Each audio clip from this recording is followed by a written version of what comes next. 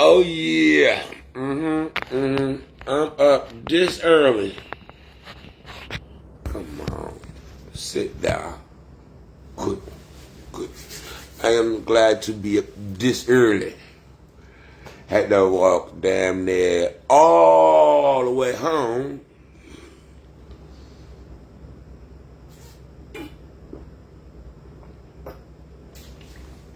But at least I got my loose ends out north tied up.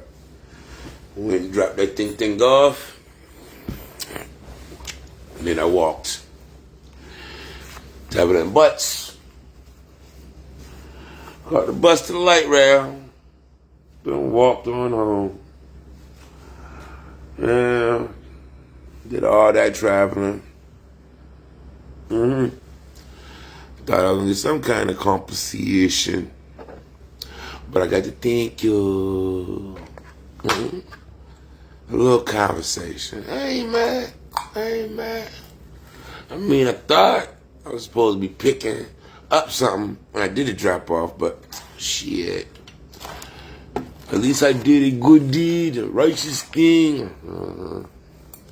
And I'm still up the next day bright and early to get up out here, get another 70 and add another day, so I don't even give a fuck.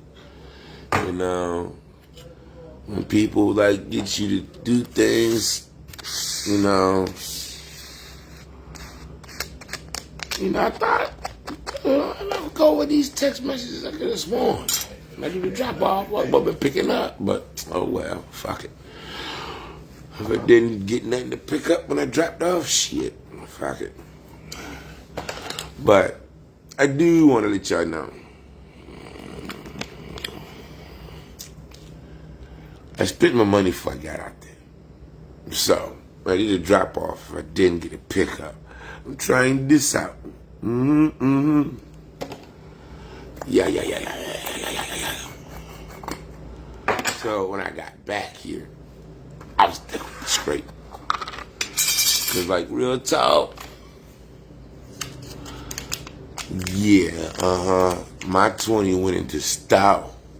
That's why the 20 didn't travel with me way out there to drop that shit off. And I figured, alright, if I'm gonna get paid to drop this off, why bring money? I'm glad I didn't bring money. Cause seriously, I got one hustler, one scammer trying to jump down my neck about, man, your word, you supposed to keep your word exactly as I heard it, the part that I like. Fuck everything I said. He wanted me to keep my word exactly to the parts he actually heard and liked. And I do mean the parts he actually wanted to see. Then listen to all my shit. That's why there's a delay on their taxes that he wanted to tax. You know, you want to tax me? Oh shit, I can't do this like it's a favor for a friend because I'm being taxed for it. Now, if this was you doing a friendly favor for a nigga, I would be friendly enough to add all of that shit at once. But since we ain't friends and you got the tax, you can wait on the tax because we ain't friends, no. And then, I get all the way out here, I can't be getting paid for this service. And I just got, the compliment. I ain't riding now. I ain't fucking with y'all. I am not fucking with y'all. In fact, since y'all won't be like that, hey, little shop right over here on Indian Road by the Jiffy Lube in the tattoo parlor. Go check out some of the beautiful things they got. See, this stuff is pretty. It is pretty. Yeah. And I'm gonna enjoy it because I ain't gotta take no bus to go to that little shop over there. I ain't gotta ride the 15 the 3, and then the 1. Nah, I fuck with none of all of those traveling all the way across one city from another city. No. There's like 4, 5, 6 of these little shops. Damn near every shopping center where I can find a food line, within 2-3 minutes, there's one of them little stores that got that shit. Yeah. I ain't, no, fuck that. Y'all gotta step your game up. Y'all want y'all customers. The Arabs and the Indians giving y'all some tough competition. Y'all customer service ain't on par. The Arab and Indian taking your business. Yeah, I said it. The Arab and the Indian taking your business. That's why I ain't even mad at y'all for y'all poor performance. I'm going to see the Arab and the Indian.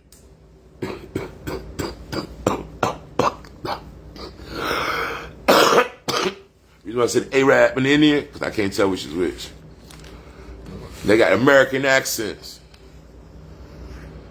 Some of them look like they might be Indian, but they ain't got the Indian accent. But they might be the Arab, but they ain't got the Arab. They're Americans. They been working here in America. They ain't got no accent. They American. Some of them niggas sound New Yorker. Yeah, I said it. I ain't got no problems with it. Shoot, if they catch this video, them probably laugh at me anyway. Like, this nigga crazy. I might charge him a little extra for his weed, but this nigga crazy. Damn right. Don't give a fuck. Shoot. When so many people try to kill you and you still here to tell a story, you don't give a fuck. You heard? I'm just put it like that. You don't give a fuck. You heard? I done survived a lot of shit. And did a lot of them long, lonely, thoughtful walks. I ain't got to worry about shit. If anything, I done overanalyze the situation to the point that I understand what I can do and what I can't do. And what I can't do is bite my tongue. And what I can do is spit that fire. You heard? But let me go ahead and get on with the wake and bake. Because this is literally the wake and bake. And I'm up early in the motherfucker. That's that good night's sleep. Yeah. I still got a cigarette over here to work with. Okay, I'm about to go harass my sister. If she here. I ain't got no damn cigarettes. Oh, Lordy. I ain't got no cigarettes. Shit. I'll have some as soon as I get out there.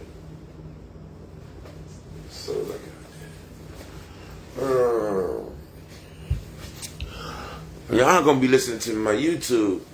Shit. Morton Joe Autonomy Explored. Y'all done missed the first 3 minutes, but y'all gonna catch the last 15 with me. Orders were to kill any men they encountered and assimilate the women and children into their ranks. This path eventually led him to the Citadel, his stronghold in Fury Road, where he attained a godlike status among his followers. The brutal reality of that world made it immensely difficult for the survivors to distinguish fact from legend. People began to worship Joe like a god as he transformed the aquifer into the 3 towers of the Citadel and further searched the wasteland for more resources. He took over the oil refinery in the north and used it to produce fuel for his growing army. He called this place the Gas Town and allowed the People Eater to run it. After Joe took charge of an old lead mine, he turned it into the Bullet Farm by converting it into a factory for weapons, ammunition, and explosives to support the Citadel's battles against other gangs in the wasteland. He put his former gang member, Major Kalashnikov, now called the Bullet Farmer, in charge of running it. Interestingly, the prequel comic shows that Immortan Joe was a student of history before the fall, so he likely took inspiration from some of the most brutal leaders of the past to shape his conquest of the wasteland. I think he breached the Citadel's defenses using a historical tactic which marked his pivotal moment of transformation from the Colonel into Immortan Joe. Reigning victorious from what seemed like a certain form of death, his followers gave him his new name, but as Fury Road made it very clear that for Joe, immortality became more than just a title, it became an obsession. Is she taking them? She didn't take them, they big to go! What was Joe Immortan like? In his prime, Joe was a large and imposing man, known for his signature gas mask and long, slick-back dark brown hair that was tied with a bandana across his forehead. He usually wore a rather rough leather sleeveless jacket decorated with military-style epaulets on the left shoulder, while his right shoulder were protected by a studded metal armor. But underneath his quasi-military jacket, Joe wore a simple black muscle shirt. As far as I think, those of the eccentric additions to his jacket were actually products of everything he scavenged through his conquests. There is one thing to note: Joe was resourceful, ruthless, and determined, but above all, he was idealistic. He had a true vision for the future that was not content with just surviving by raiding the wasteland. Instead, he sought to create a legacy that would outlive him, and it was this idealistic vision that led him to his destiny with the Aquifer. It was through sheer determination and hard work that Joe managed to gather a strong and ruthless group around him, but among his men, only he understood the importance of the Citadel's water supply, the nearby oil refinery, and the lead farm. So over time, Joe transformed his band of raiders into a small empire who had a mechanized army of dedicated warriors, access to fresh water, irrigated crops, oil refineries, and a factory for weapons and ammunition. Even though Joe's domain stood in the middle of a desolate wasteland, he barbarically ruled his own island of civilization with an iron fist. Given he is a history student, Joe embodies many characteristics commonly seen in cult leaders and dictators. He is a powerful orator and uses his skill to captivate his audience with grand speeches to acquire their loyalty. Joe is also a pompous ass who constantly reminds everyone of his control over the Citadel's resources, reinforcing his authority over the people whenever he sees fit. And it certainly helps his case when other warlords like Dementus and his biker horde threaten his rule, because Joe has a devoted group of 1,000 war boys at his disposal who idolize him and obey his commands without raising a single question. Immortan Joe had doctrined them into his army and brainwashed them since infancy, to a point that they were even willing to sacrifice themselves for his desires. In return, Joe promised them a place of honor in Valhalla, which allowed them to die under the fake glory of fostering a sense of eternal camaraderie with him after death. Despite his totalitarian rule, Joe somehow had an altruistic nature, as he believes he is benefiting the society within the Citadel and doing right by them by correctly rationing the water supplies, growing and distributing crops, using enslaved human beings as living blood bags for his war boys, and implementing a breeding program to ensure a successor that would carry on the legacy of his vision. Even though he deeply cares for his wives, Immortan Joe treats them more like his own property, as he often calls them his treasures. In the Mad Max Fury Road comic, Joe believes that his wives are unappreciative of what he considers generosity. Apparently, living as imprisoned sex slaves is the best life they can have in the desolate world after the fall. But according to him, these girls do not appreciate this freedom and have grown to become spoiled brats who dare to rebel against his authority. Even then, he cares about the women who carry his children and makes sure not to do anything that would put their lives at risk. This was also Joe's Achilles heel, something that Furiosa and his fives used as a weapon to exploit during their daring escape from the Citadel. Immortan Joe's twisted sexual kinks. The prequel comics vividly explores Immortan Joe's sexual kinks, something that will inherently gross you out, as he refers to himself as daddy in the presence of his wives, and even asks his youngest wife to sit on his lap like a child, right before he decides to take her virginity. He seems to enjoy the crazy age gap between him and his wives. In the comics, Toast, one of his 5 wives, even mentioned that once he forced her for anal penetration one night, which basically implies that his wives were not just there to carry his children, but also existed to pleasure him as he saw fit. Somehow, the comics also hints that he might have had a closeted thing for men, as the wives often mock him by saying he would rather sleep with a war boy than them. Even the history man narrating the comic story implied something along the same lines. And I think we can further support this claim by the fact that Joe often encourages the war boys by referring to himself as their daddy, which is a dynamic he only shares with his 5 wives.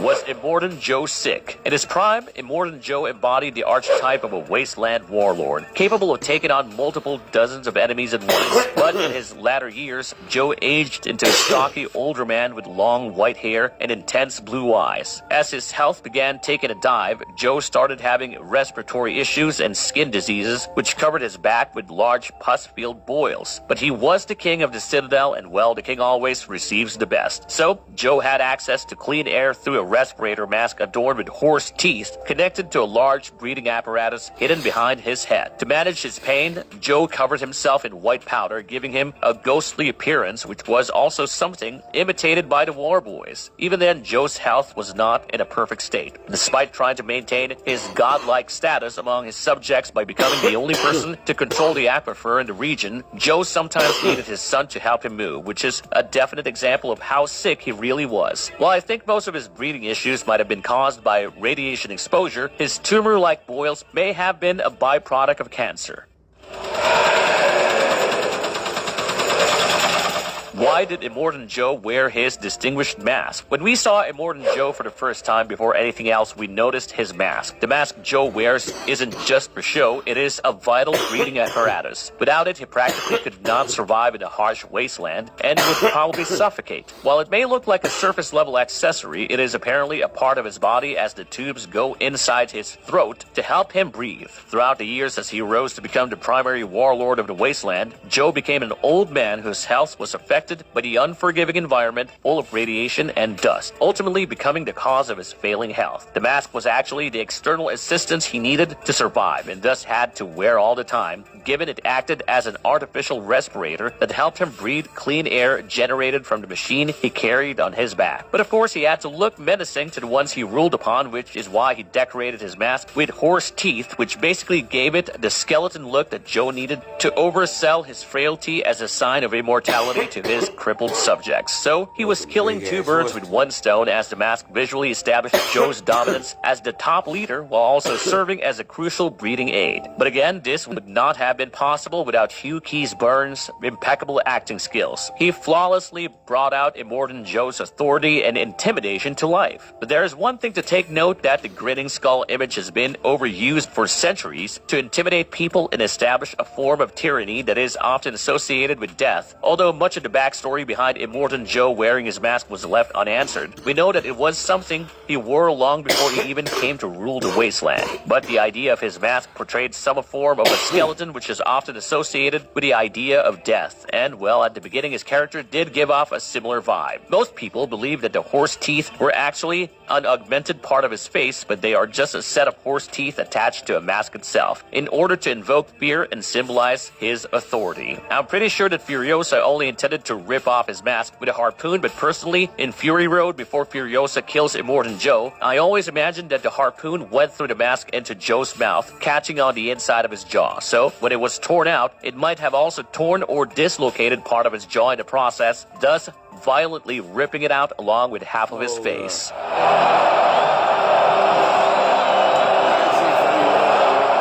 Why does Immortan Joe wear a chest plate? I'm pretty sure the initial idea of Immortan Joe wearing a chest plate with abs and six-packs was to exude a fake sense of perfection in an otherwise ailing tyrant villain. From a technical point of view, Joe's armor was transparent and shaped to look like a rather muscular anatomy, resembling a molded bulletproof riot shield. It included a breastplate, backplate, pauldrons on the shoulder armor, two-part rebrace on the upper arm armor, and two-piece vambraces on the forearm armor. But Joe's chest plate was actually quite functional, as it acted as a bulletproof plexiglass armor decorated with service medals that he scavenged during all his conquests after the fall. While people seem to believe it was just decorative, this chest armor was actually designed to both support his body and intimidate others, while also concealing his ailments from outsiders like the Wretched and War Boys. Both these factions viewed Joe as a god, and really, which god has a body covered in pustules? So while it covered his boils from being exposed to the harshness of the wasteland, it also helped him hide his true self from a world that had worshipped and feared him. To further enhance his chest plate to look like an armor, it was decorated with many minuscule details like broken phone parts, gold and silver eagles and shields and anchors, and many other things that looked rather like collectibles from people he killed or ravaged.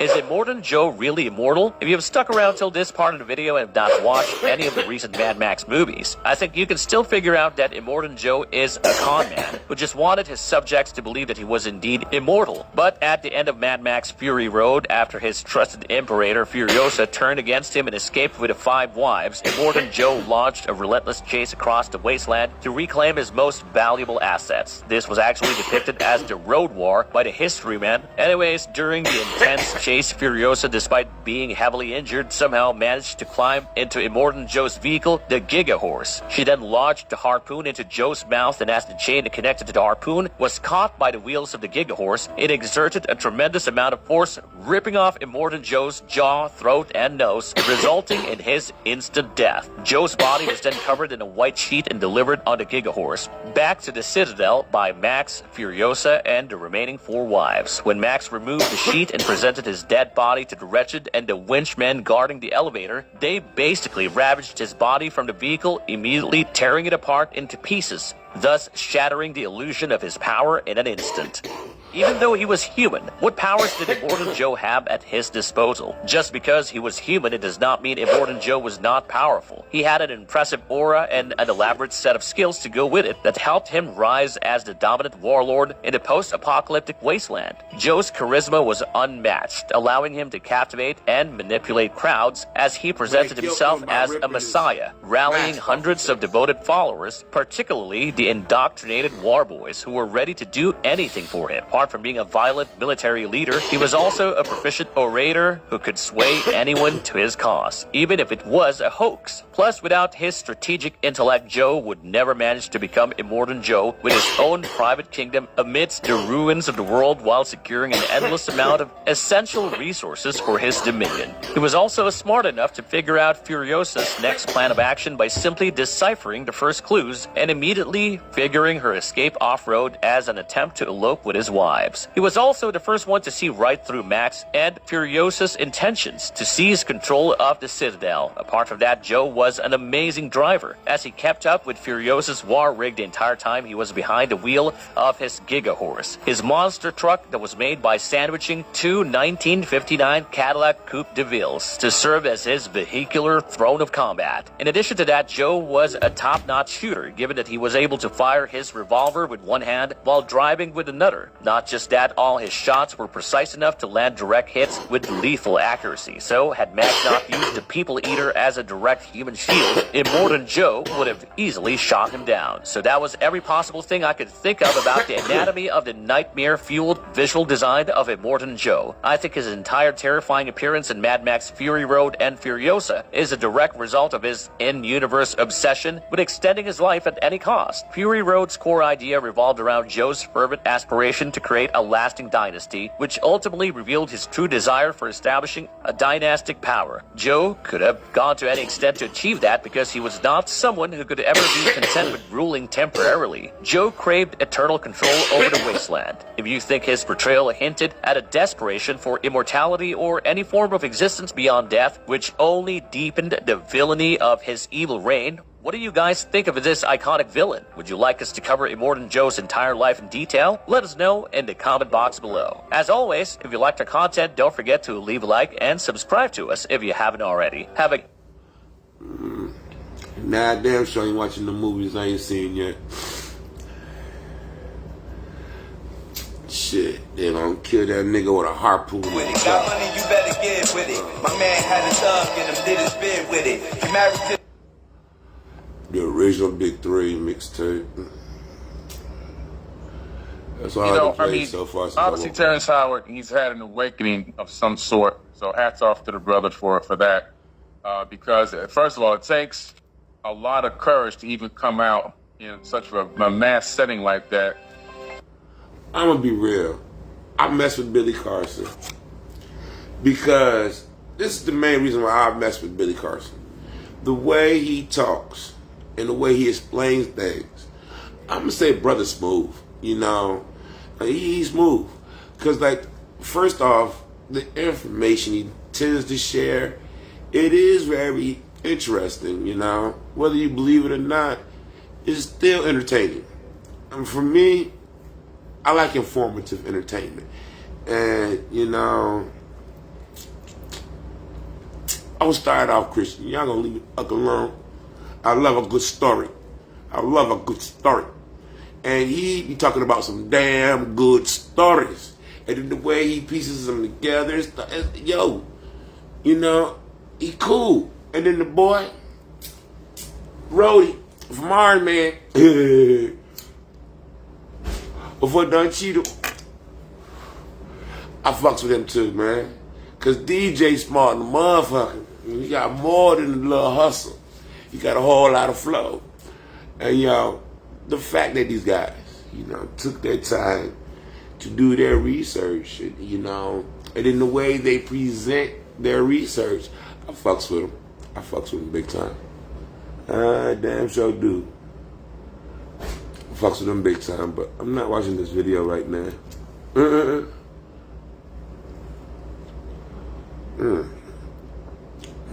Waking back good. Welcome back to New Rockstars. I'm Eric Voss. Did Marvel Studios finally fix what was perhaps their greatest mistake since Avengers Endgame? That mistake being Secret Invasion's implication that the Rhodey we had been living with since the airport battle in Captain America Civil War was the Skrull imposter Rava, and fix that with a new deleted scene from the Falcon and the Winter Soldier digital release that just came out that better establishes when Rhodey was Rhodey and when Rhodey was Scrody. And I don't feel any shame over that nickname. Did you see their chins? This Rhodey retcon doesn't just make us feel better about what Marvel has done with James Rhodes from Avengers Endgame to the Falcon and the Winter Soldier and Secret Invasion. It really reassigns the heroism and emotional arc of Rhodey's character throughout all of these titles to a character who could have a role to play in Captain America Brave New World. Wait a moment.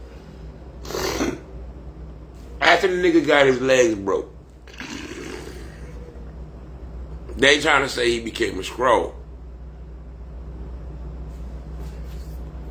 How Marvel fixed Rhodey before Cap 4 and Armor Wars. Hold up, wait a moment. I ain't been following Marvel too much, y'all. But and beyond it in Armor Wars, with just the release of this one scene, both of those titles got a lot more interesting, and I'm going to explain why. So back in July 2023, the finale of Secret Invasion, among several disappointing and confusing turns, included this odd exchange between Martin Freeman's Everett Ross and Don Cheadle's James Rhodes, as both guys woke up from the Skrull confinement in that Skrull base in the abandoned Russian nuclear power plant after Gravik had been defeated. Gross?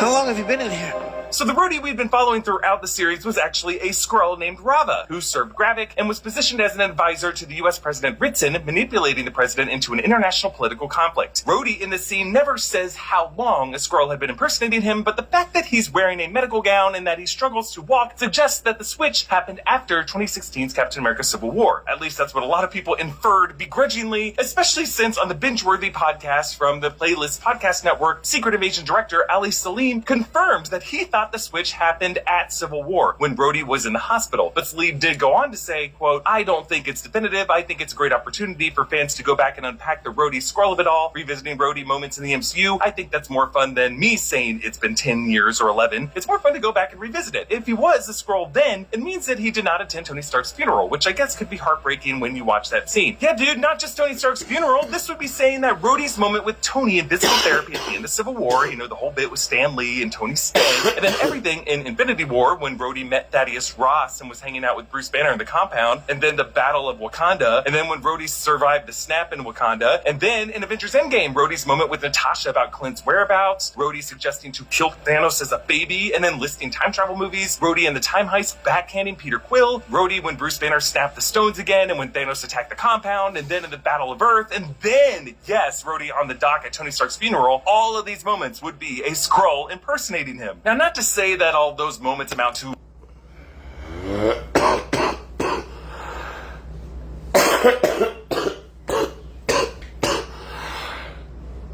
so the real guy still ain't got his legs. So the real Rhodey still ain't got no legs. Oh Lord.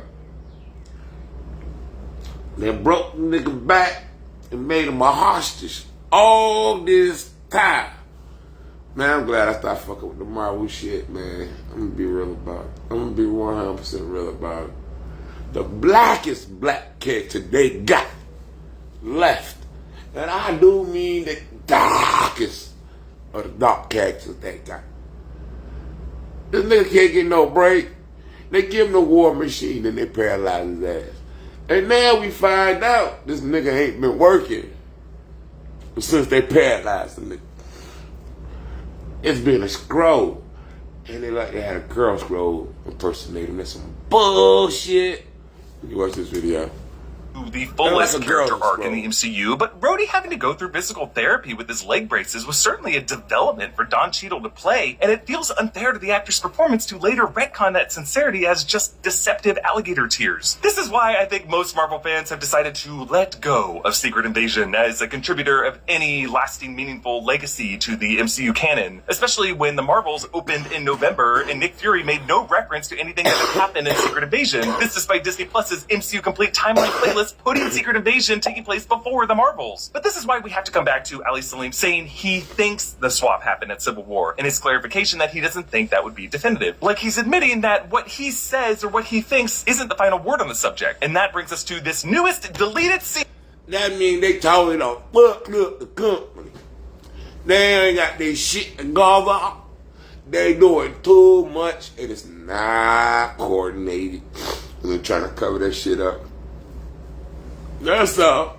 The Winter Soldier that was removed from its first episode titled New World Order that aired 3 years ago in March 2021, now released this week from the series' physical media release. This scene was taken out of the sequence when Sam and Rhodey were visiting the Captain America exhibit in the Smithsonian in the first episode. Come on, you know armor beats wings, Sam. Right. I got lasers, all kinds of Stark tech. Yeah, that's it. That's how you do it. Push. Exactly. Is that how you fly? Exactly.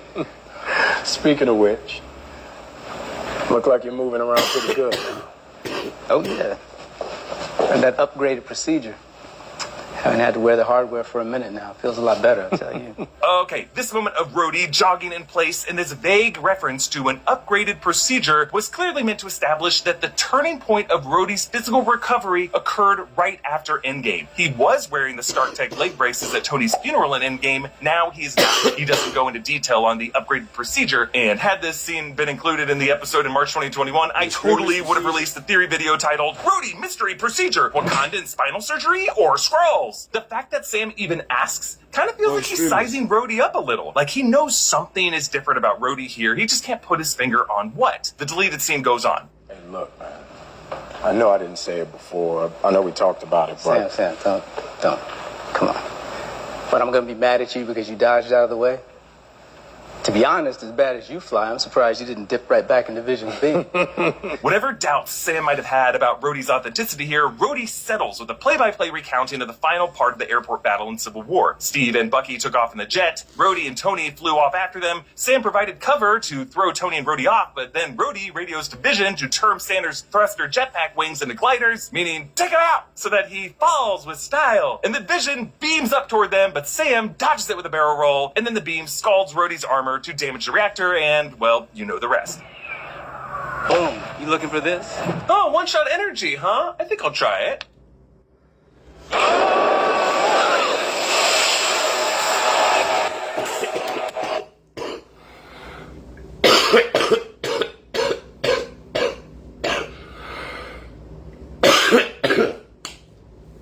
For the scroll to keep her covered while impersonating Rhodey. Yes, they got to scan them niggas' memories. So when you pop quiz them, they're aware of that shit. Hold up, man. Motherfuckers travel across space. And they camouflage themselves stealthily to infiltrate what they about to invade and take. Think they ain't gonna do their goddamn homework?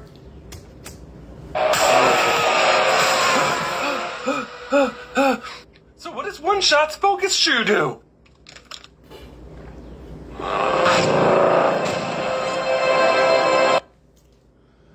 Oh my. That ain't the right one.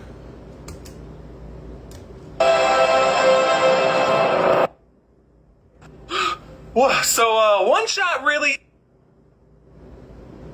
is all you need. Begin your transformation with One-Shot Energy today by going to oneshotenergy.com/newrockstars for 10% off your order. Rhodey would later undergo an MRI while wearing a hospital gown while Vision stood vigil. And Vision being there for the rest of the film was another reason why a lot of us felt weird that the Skrulls would have been able to get to Rhodey during those events in Civil War. And that Rava would know how to mimic the exact nature of his injury, because injuries are not encoded in our DNA, folks, and that she would be able to keep up that ruse with these leg leg braces that Tony Stark invented that perfectly responded to Rhodey's gradual repairing of spinal tissue, it would just be a lot for a Skrull to have to think about moment to moment. Like, Rava would have to talk the talk while walking this struggled walk. And that would be some Kaiser Soze level multitasking. Oh, hell yeah. Now, Secret Invasion did establish that Skrulls can also take their victims' memories, so that would explain how Skrulls would know about what Rhodey went through in the airport battle. That plus... What the fuck I say, man? They travel through space. They can morph. They be ready. It be fucked up, man. You done put in all this effort to look exactly like somebody. And then, get popped in the middle of the forehead because you ain't know something. And that blew the whole cover. It just, come on. Lang Publishing, look out for the little guy, and after sizing down from Giant Man in desperate need of orange slices, Scott definitely would have had a ground view of what had been happening overhead. Also, we know, Peter Parker was recording video of everything that happened in this battle, and then I'm pretty sure Peter Parker has, a burner YouTube account where he uploads all of his footage to it and says, isn't Spider-Man cool? So I'm just saying, everything that happened in the airport battle is out there. It would be easy enough for anybody to say, hey, I went through all that. It was actually me. It wasn't someone whose identity I stole. So, if the Falcon and the Winter Soldier had included this scene, it would have implied that only after Endgame did the Skrulls get to Rhodey, and that everything up to Tony Stark's funeral was still the real James Rhodes. And that would make sense with the studio's overall vision that everything up until Endgame represented the Infinity Saga, and then all the Disney Plus series represented a new era of stories. It would also align with what Secret Invasion told us about Nick Fury's harvest operation with Gravik and the other Skrulls, to search through the rubble of the Battle of Earth where multiple Avengers had spilled their blood, and to collect all those DNA samples, which Fury later contained hidden in this grave storage site in Finland. And you may remember in one of the final scenes of Avengers Endgame when Bruce had re-engineered the quantum tunnel for Steve to take the Infinity Stones back to their points in time. In the background, we saw a helicopter carrying a crate away from the battlefield, and I always wondered if that was Nick Fury in the Harvest. It would be around this time when Gravik could have led a side mission to extract and replace James Rhodes. It seems like they came up with this cover story that Rhodey had just undergone an upgraded procedure, and it's because Rava probably knew that she'd never be able to mimic Rhodey's exact nerve injury well enough to correspond to the exact calibrations of Tony Stark's leg brace technology. Rhodey's hospital gown in Secret Invasion could have been explained from the Skrulls luring a post-Endgame Rhodey into this kind of ruse where he thought he was going through a medical procedure with a spinal surgeon. In fact, maybe they posed as Dr. Nicodemus West and Dr. Christine Palmer, because after Dr. Stephen Strange, they are two of the best spinal surgeons in New York. But then at the last second, Rhodey's like, uh-oh, you're Skrulls. I think Marvel Studios chose to release this scene with the Falcon and the Winter Soldier physical media release because they know how confused Secret Invasion left us. And even if this is a deleted scene, and we don't consider deleted scenes canon, this scene nonetheless establishes the studio's intent on when they consider the Skrull switch to have happened with Rhodey. And that answer is after Endgame, before the Falcon and the Winter Soldier, which would mean that the Rhodey scenes in the Falcon and the Winter Soldier, which Don Cheadle hilariously got an Emmy nomination for, let's not forget that that was the performance of a Skrull imposter. And I'm more okay with that than I am with Rhodey in Civil War, Infinity War, and Endgame being a Skrull. And now that we know Rhodey was Rhodey in Infinity War, him refusing an order by Thaddeus Ross to arrest Sam Wilson, Natasha Romanoff, Steve Rogers, and Bucky Barnes, and then hanging up on that call would certainly be driving a wedge between Rhodey and Ross, who is now American President, played by Harrison Ford in Captain America Brave New World. While Rhodey's Skrull imposter of Rava was close to President Ross's predecessor, Ritson, the real Rhodey is likely to be completely kept away from this new president's government. He is now a very vulnerable target to a very red Hulk. All of this would shift Rhodey from a government man who often served as a liaison between the Avengers and the Pentagon to a retired Avenger who's out of the loop and might tragically always be dependent on medical technology from a fallen friend. For Rhodey, the armor wars won't be about weaponry. They might be about healthcare and basic dignity. Like we've often seen conflicts between two different versions of Iron Man-esque weaponized suits. That's pretty much the final battle of every Iron Man film. I think this story of armor wars needs to be a debate over whether Stark tech could be expanded as weapons of war, or rather if it should be distributed as humanitarian outreach to allow the sick and vulnerable and infirm to improve the quality of their lives. Like imagine instead of an Iron Man suit, the armored shell, that is the focus of this movie, is like a wearable, portable healing suit that allows people just to go get groceries or drive a car or play with their grandkids. Or one that could be like hijacked by Zola and so you can have a body again. Either way, this product could be debated as like a possible consumer product that you could profit from, or just something every citizen of planet Earth should have a right to. Or we could say just Americans, or just NATO countries who would have access to it. This whole idea of technological spending and research being devoted to weaponry or to healthcare is something that I appreciated from the introduction of Tony Stark's half-brother Arno Stark, who spent his life in an iron lung and lived the life that a son of Howard Stark could have led. I just like this idea of armor wars being Rhodey having to deal with the Stark family legacy, whether it's Arno Stark or Pepper Potts or Morgan Stark, as they fight over what the legacy of Stark Industries should be. And I'm ultimately curious to see how Wakanda enters that debate, because I'll bring it up again. If the Wakandans could repair Everett Ross's spine and do magic neural surgery to extract the Mind Stone from Vision's forehead, and still they have not yet offered to heal Rhodey, what the hell, guys? Like, did they notice how Rhodey tricked Bruce Banner into bowing and they thought that was disrespectful, and they were like, get this clown off the organ donor list? Either way, thank God that finally we can rest easy knowing that the version of Rhodey in these stories won't have to explain why 50% of his MCU appearances were the actions of a Skrull, and we can just move on. Comment down below with your thoughts on all this. And real quick before we get out of here, Nerd Riot has a special line of Star Wars shirts coming out for May the 4th. We have a ton of awesome custom designs showing off Imperial helmets. I'm gonna be real about it. The Marvel Cinematic Universe is not the same as the comic universe. I mean, I'm gonna stick with the comics because, like, for real, for what I've been able to catch on to, I follow along. Cool. Cool.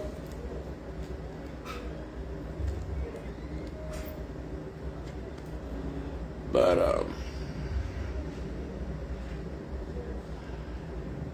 it's too loopy in the cinematic universe for me. For reference, it's a little bit too loopy for me. It's not as well organized as the comic books were. And even sometimes when the comic books got a little messy, that's all I'm gonna say. What's next on my watch list?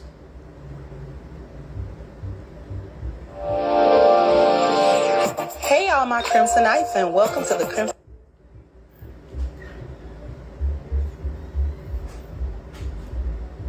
My man went on a vacation he did not tell me about. And here we go. Come to find out, his ex-lover was in attendance. Question is, should I trust him? What? Now that's no question. Yes. You sure that's your man? And if that is your man, are you sure you're his girl? Because oftentimes there are men, single men that you're in a relationship with him. That don't mean he's in a relationship with you. So before you become exclusive to a man, you better make sure that man is exclusive to you. All I'm gonna say is he's here, so I hope he's listening. What's your story? I want to know your side of the story. Get your mic. A few moments later. So what happened? At that time in our relationship, we was going through some things. So I'm gonna start off by saying that first week, her child's father was sick, and she went over there and took care of him. You lying ass bitch. Oh, you leaving out valuable. Didn't know. Hold on, you made that some soup? No. Lobster tail.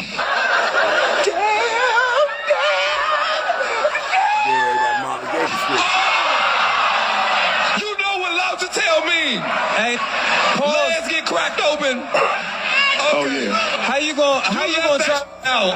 Oh, mistake. She literally getting her fucking. But literally getting dug out. Raw. You left that. And she tried to get up there. Ain't that the reason why they always say there's three sides to a story? Your side, their side, and then the truth. Yeah. And that right there was no better example of exactly that. For real.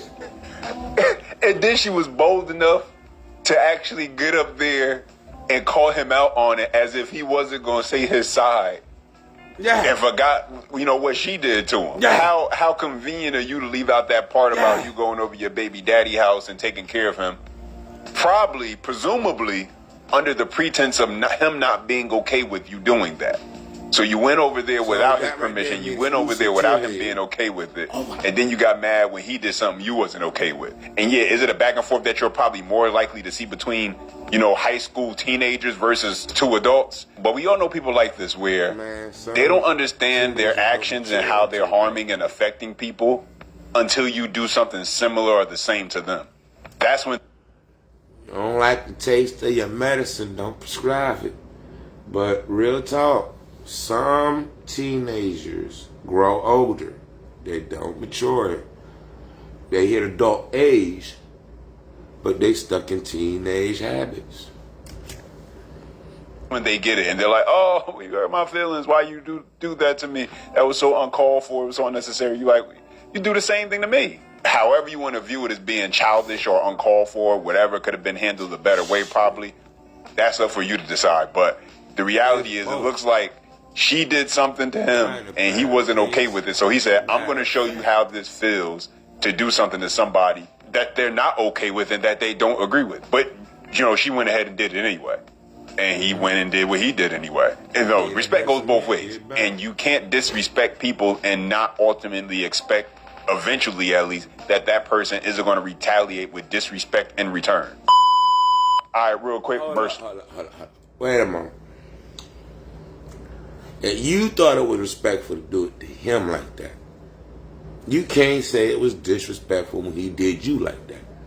Because the moment you made him had to endure what you did, you told him that you're now willing to endure the same thing.